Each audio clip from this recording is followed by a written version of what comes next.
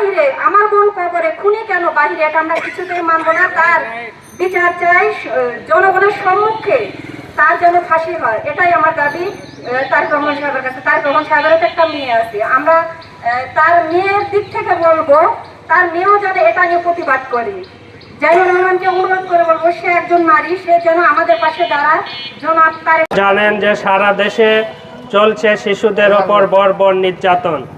আমরা আয়ামে জাহিলিয়াত দেখিনি, কিন্তু আধুনিক এই জাহিলিয়াত আয়ামে জাহিলিয়াতকে হার মানিয়ে দিয়েছে। আমরা এসব বর্বর সকল হত্যাকাণ্ডের বিচার চাই। আজকে সমাজে যেভাবে শিশুদের ওপর নির্যাতন চলছে, আমার বাড়িতে তো শিশু রয়েছে, আপনার বাড়িতে রয়েছে, সবার বাড়িতেই রয়েছে। তাহলে রাষ্ট্র কেন এসব শিশুর নির্যাতনের বিচার করতে পারছে না? কেন ধর্ষণ হচ্ছে? কেন নারীরা নির্যাতনের শিকার হচ্ছে? আজকে অপরাধীরা ঘুরে বেড়ায়, আর আমার মা বোনেরা, আমার শিশুরা কবরে ঘুমিয়ে থাকে। এই তো অবস্থা। আজকে যদি বিচার ঠিক মতো হতো, তাহলে আজকে সমাজের এই অবস্থা হতো না। যারা কাজ করছি, সত্যের পতাকা যারা বহন করতে চায়, তাদেরকে অবশ্যই ঐক্যবদ্ধভাবে নিজেদের জীবন যাপন করতে হবে। নচেত কাল নলডাঙ্গায় গতকাল মাদকের বিরুদ্ধে সাভারে প্রতিবাদ নিউজ করতে গিয়ে আহত হয়েছে। খড়িয়ে খড়িয়ে আমার সাংবাদিক ভাইটি সহযোগিতা নিয়ে হেঁটে যাচ্ছিল।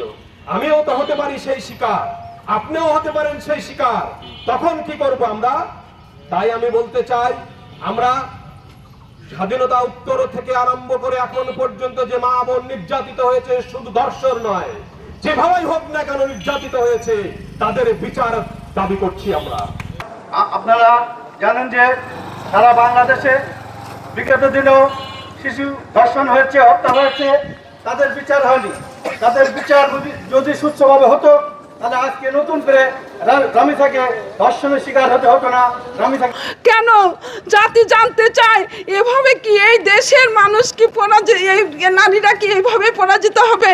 আমি নারী হিসেবে তার বিচার চাই, এবং এত এত এই বিচারের যে মাননীয় প্রধানমন্ত্রীর কাছে আপনি এই এই শিশু হত্যার বিচার, ধর্ষণকারীকে আপনি বিচারের একবারে ফাঁসির রায় দেন।